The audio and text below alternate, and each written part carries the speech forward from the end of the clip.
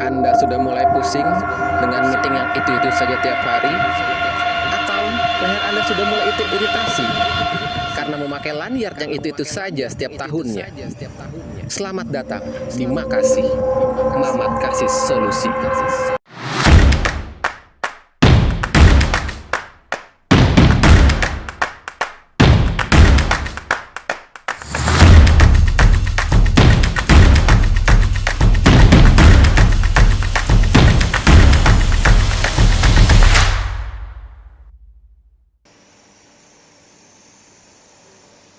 Selamat datang di Makasih, Mamat kasih solusi. Solusi tanpa korupsi, karena korupsi hanya ada pada politisi.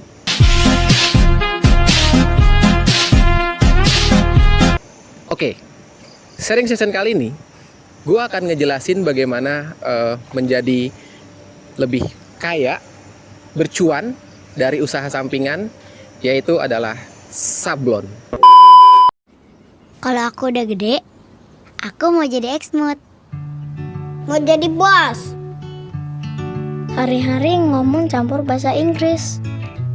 Tiap Jumat pulang kantor, nongkrong bareng sesama Exmut, ngomongin proyek besar, biar kelihatan sukses. Suara agak digedein, biar kedengeran cewek di meja sebelah.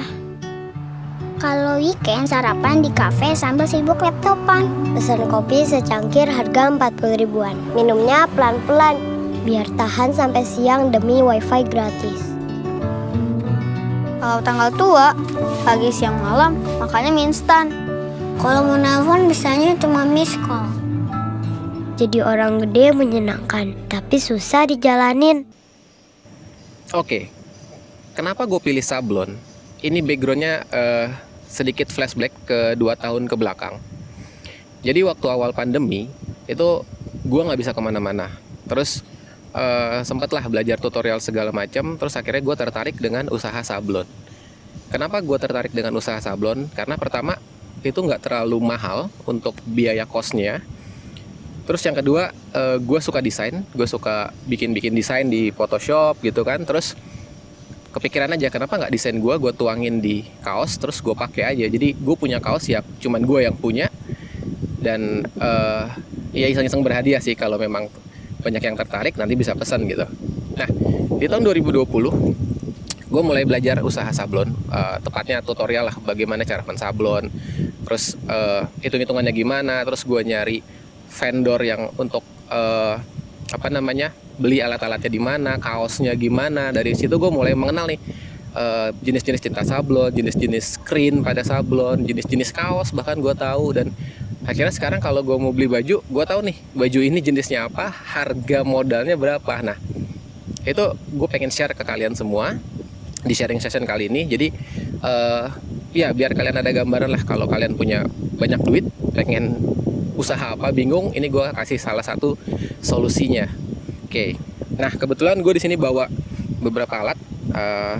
Ini yang pertama adalah Afdruk. Ini obat untuk bikin film atau bikin screen pada sablon. Terus di sini ada juga namanya Plastisol. Nah, ini tuh ada tinta untuk nanti kalian menyablon. Nah, ini gue cuma bawa satu untuk warna putih ya.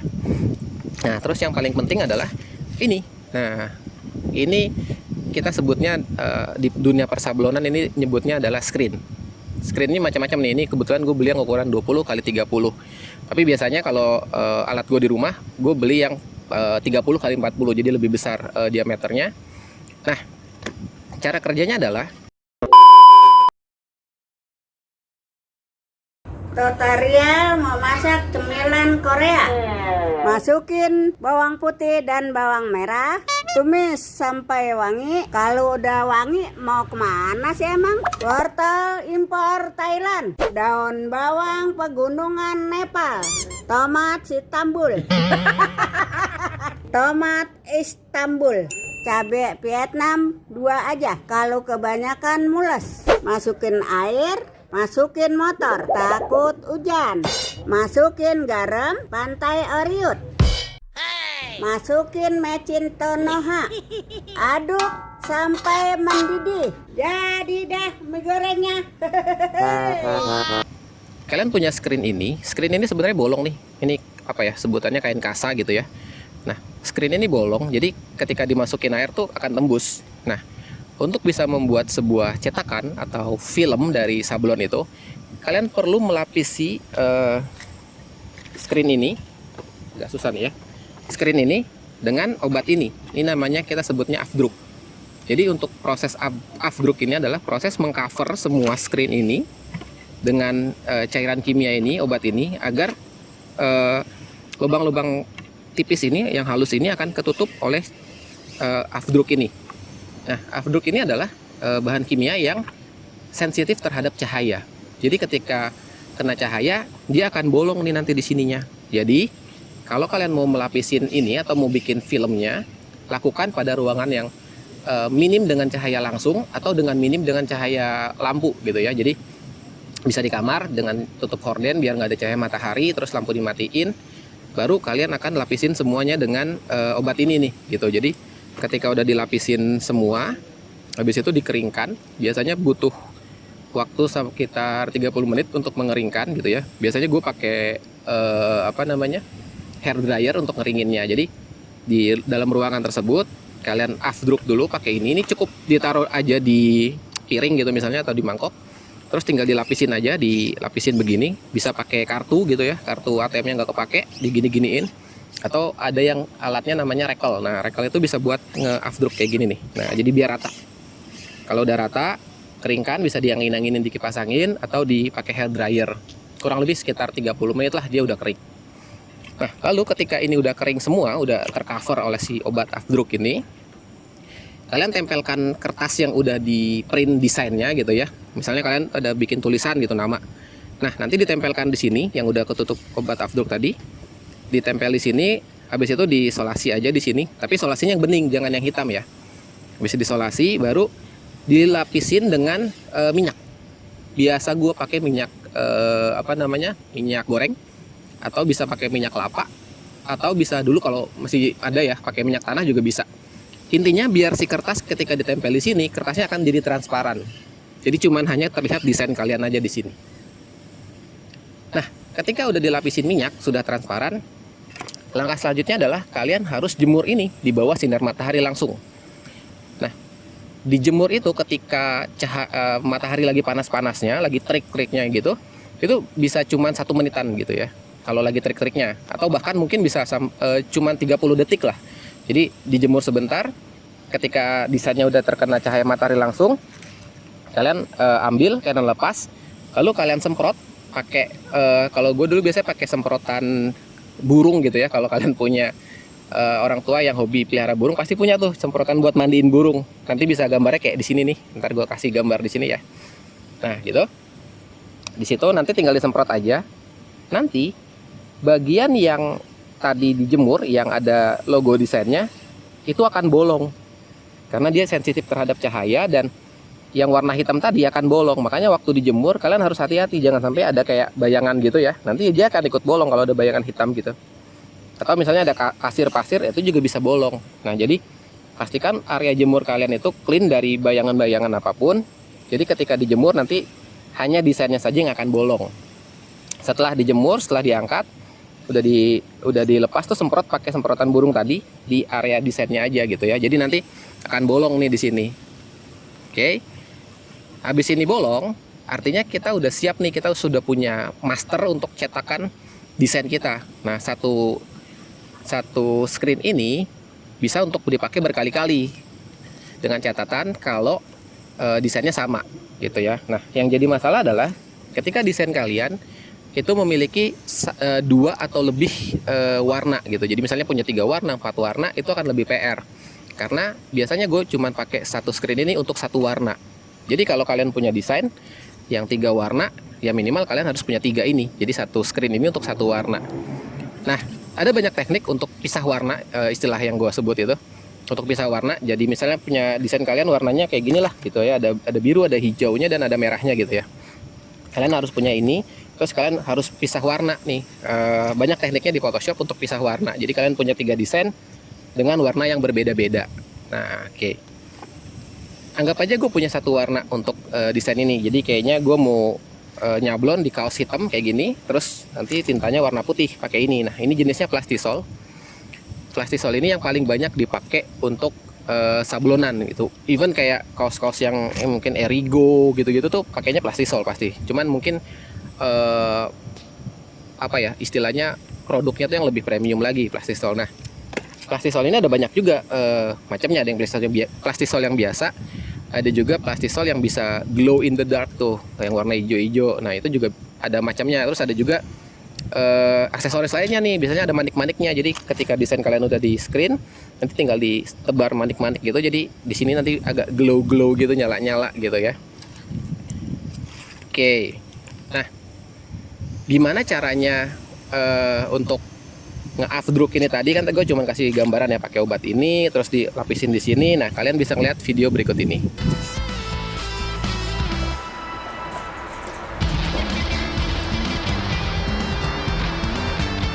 Seperti ini kalau kita pakai cutter, ini langsung kita tarik ke atas,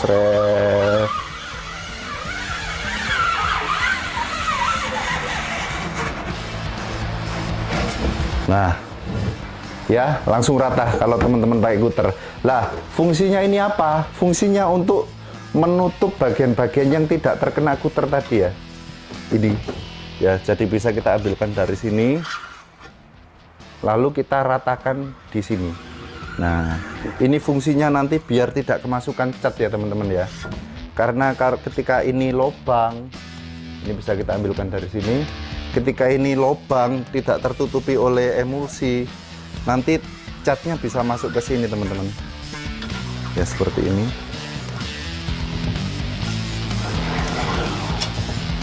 Kita ratakan ya.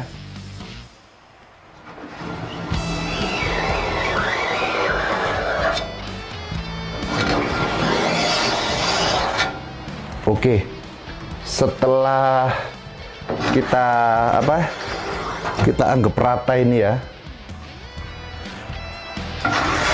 Sekali lagi saya ingatkan teman-teman, kalau ngafdruk ini di ruangan gelap ya. Oke, setelah kita lumuri ya, kita taruh di sini ya. Kita taruh di di sebuah tempat. Lalu kita siapkan kipas angin. Ya, teman-teman bisa melakukan pengipasan ini kurang lebih 10-15 menit, dan pastikan nanti di sini sudah benar-benar kering ya teman-teman ya. Ingat ya, ini tadi tidak perlu dipanaskan, ini cukup dikipas saja. Jadi teman-teman tetap harus berpegang teguh pada prinsip ketika mengafdruk ini, teman-teman harus di ruangan yang kurang cahaya. Lalu kita siapkan ya, kertasnya kita siapkan dan kita ambil seperlunya saja. Seperlunya yang mau kita afdruk ya.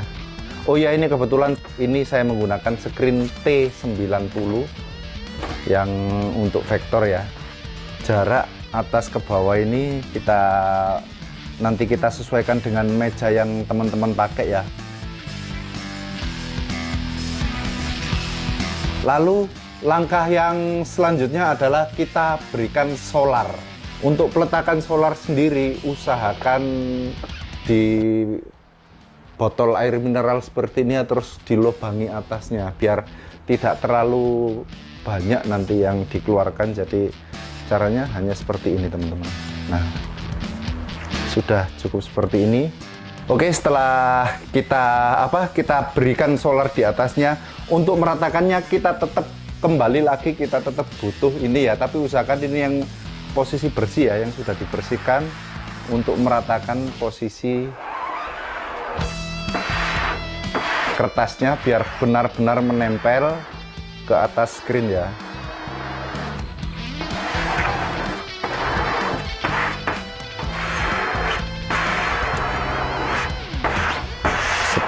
Seperti ini teman-teman. Nah, cukup. Jangan terlalu banyak biar tidak boros solar. Ya, teman-teman, untuk proses ini yang paling teman-teman perlu perhatikan, dipastikan tidak ada gelembung-gelembung kertas di atas ini ya. Jadi ketika teman-teman mengetahui cara afdruk menggunakan HVS ini, saya yakin teman-teman langsung meninggalkan kertas kalkir. Jadi untuk hasil, untuk prosesnya, teman-teman tidak perlu nyari printer laser untuk ngeprintnya. Jadi teman-teman bisa memanfaatkan printer inkjet yang ada di rumah teman-teman. Ini saya cukup menggunakan printer A4 sudah cukup ini. Saya menggunakan Epson L360 ya.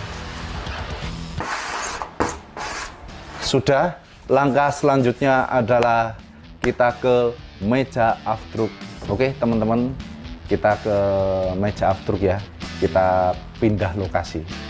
Nah, istimewanya kalau kita pakai apa? Pakai solar itu ya. Kalau pakai HVS itu di bagian atasnya ini tidak perlu kita kasih pemberat apa-apa. Cukup kita taruh seperti ini saja.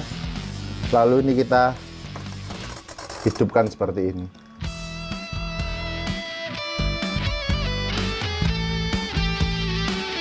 Nah, ini menurut apa?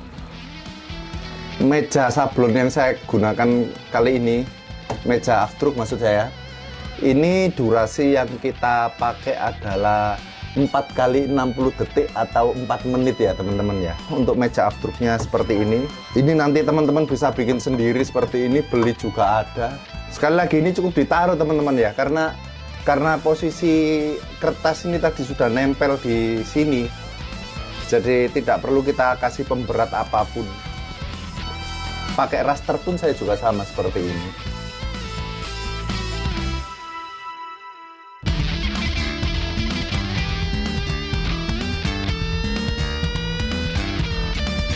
Langsung langkah pertama adalah yang pertama kali harus kita itu adalah kita basahi dulu ya teman-teman ya.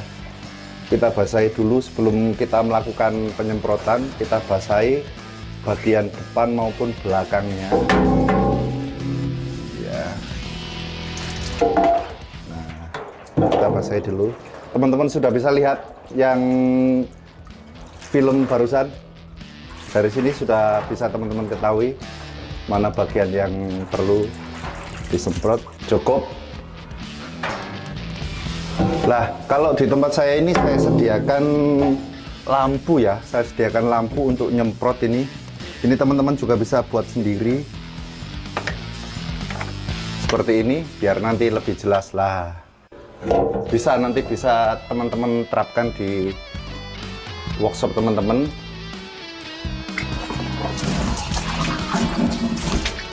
Kebetulan kali ini saya menggunakan spray ini ya, spet ya, atau kompresor.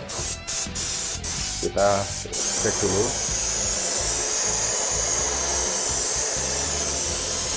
Ya ini teman-teman, kalau nggak punya ini, kalau belum punya kompresor seperti ini, teman-teman bisa pakai semprotan burung.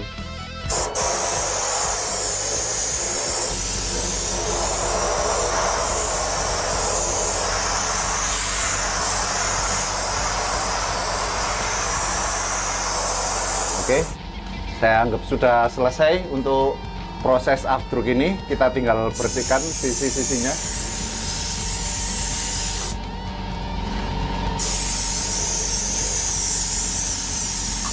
Untuk alat seperti ini teman-teman bisa dapatkan di toko-toko teknik terdekat ya.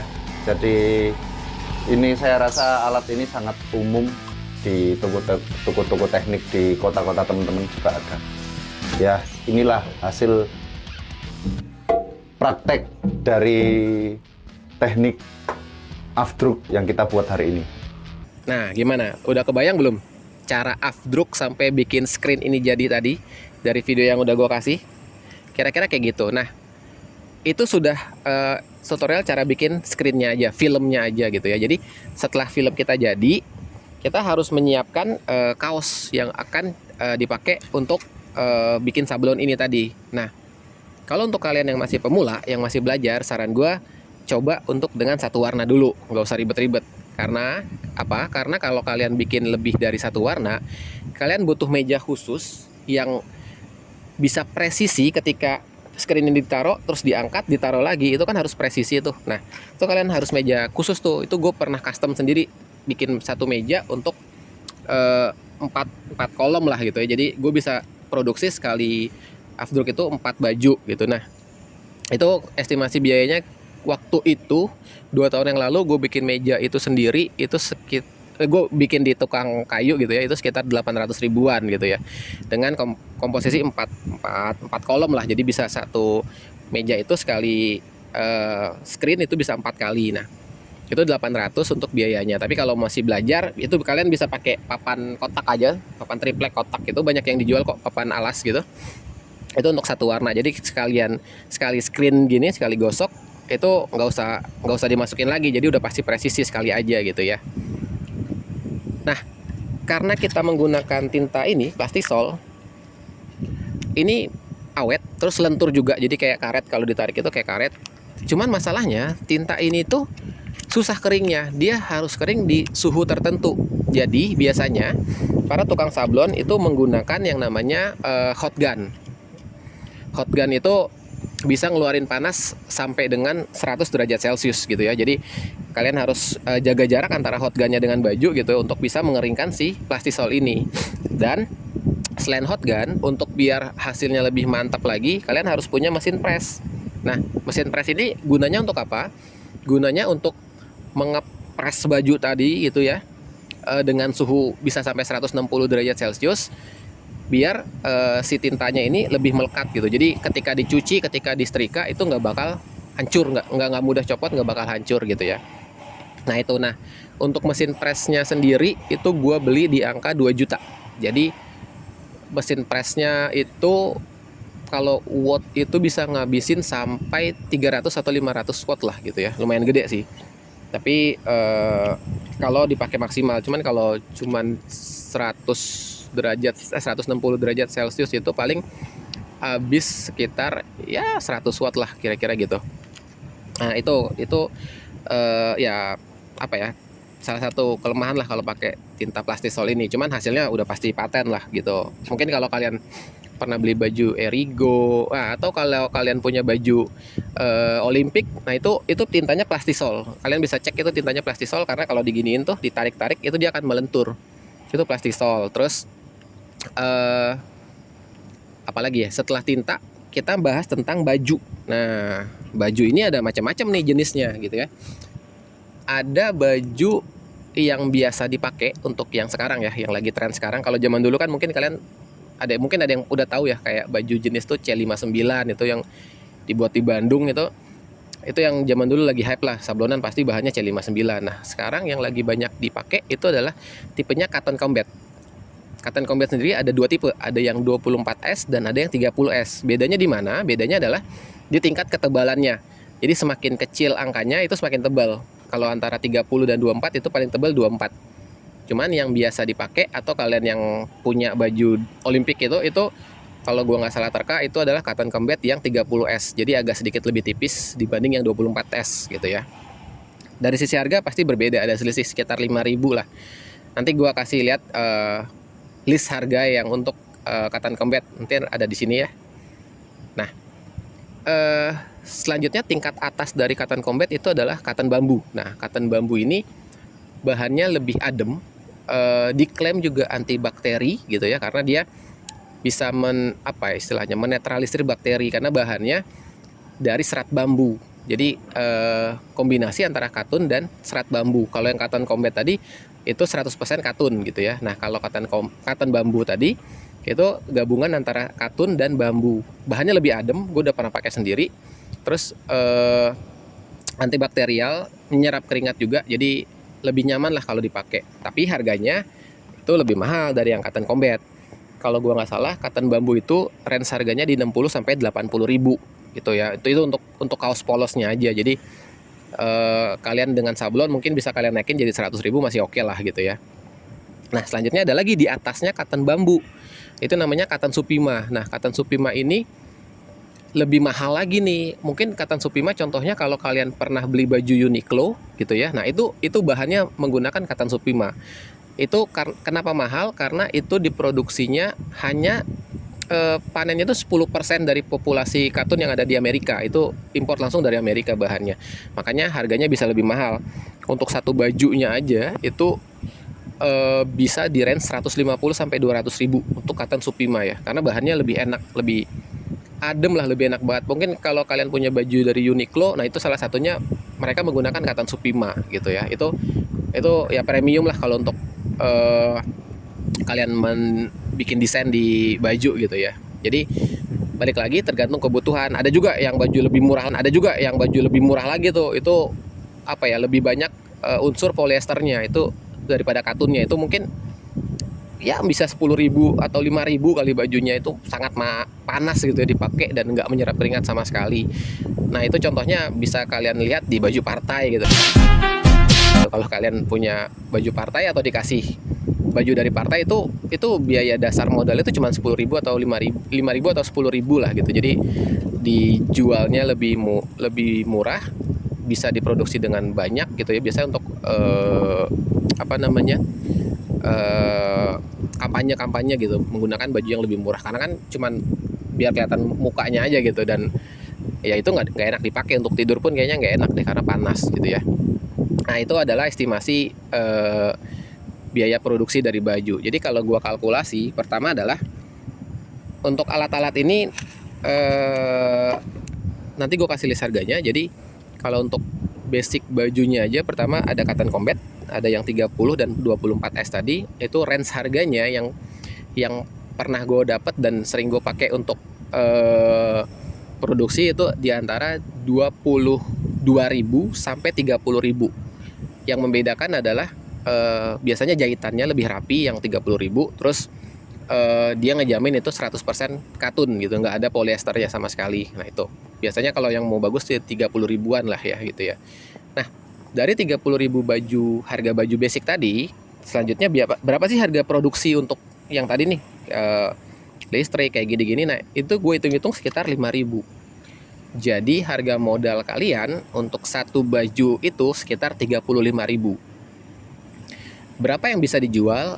Nah kalau untuk yang kayak baju outing, baju town hall gitu-gitu, rata-rata di tukang sablon itu mereka menjual di 50 sampai 60.000 per baju, per piece ya. Jadi kalian bisa hitung untungnya. Kalau katakanlah untuk baju town hall gitu 30.000 lah paling bagus, tambah 5.000, 35.000. Mereka jual 60.000, berarti kan untungnya sekitar berapa? 25 ribuan ya kalau nggak salah ya, sekitar gitu. Nah itu satu baju, cuannya 25.000. Gimana kalau town hall? Kan nggak mungkin ya pesan cuma satu, minimal banget 30 lah ya. Ya tinggal kalian kaliin aja 30 atau 50 berapa cuan sekali produksi. Jadi semakin banyak baju yang diproduksi, semakin irit biaya produksinya. Karena apa? Karena screen yang kalian pakai ini, satu screen ini, satu film ini, apalagi kalau cuma satu warna, itu bisa dipakai berkali-kali, bisa sampai 100 baju, 10.000 baju juga bisa sebenarnya kalau kalian kuat ngerjainnya gitu ya. Jadi semakin banyak bajunya kan semakin murah biaya produksinya gitu. Makanya kalau kita beli banyak kadang disuka di diskon atau dibonusin baju satu sama tukang sablonnya. Itu pertama. Terus yang kedua, yang gue rasain sendiri itu waktu itu gue pernah dapat pesanan dari ya anak-anak SMK, anak-anak STM gitu ya, baju tahunan, baju sablonan angkatan mereka. Itu lumayan tuh, satu desain, satu warna lagi, apalagi satu warna, terus pesannya kayak 100 piece gitu. Itu lumayan banget tuh. Jadi pandemi nggak bisa kemana-mana, malah dapat orderan. Nah yang bikin orderan itu masuk itu gue ngerasain banget dari sosial media. Nah itu gue maintain banget Instagramnya gitu ya, sama adek gue dibantuin juga. Jadi setiap produksi ataupun setiap gue punya ide nih, gue punya ide bikin baju nyeleneh nih, gue post di Instagram. Atau baru sekedar desain gue post di Instagram, nanti ada yang minta, ada yang request. Itu biasanya ngambilnya dari situ.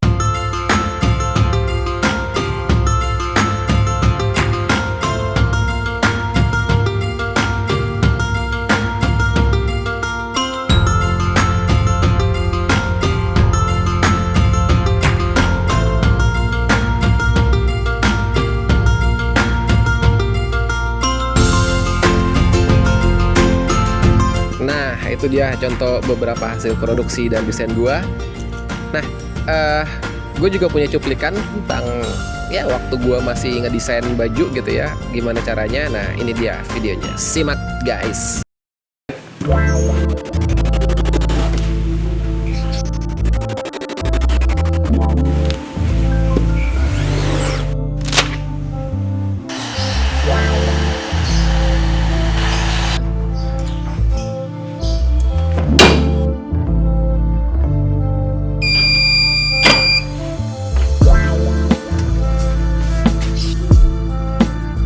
Nah, gimana? Itu adalah contoh video yang pernah gue buat, contoh ya keisengan gue untuk mempelajari sablon. Mungkin dari kalian semua ada yang tertarik.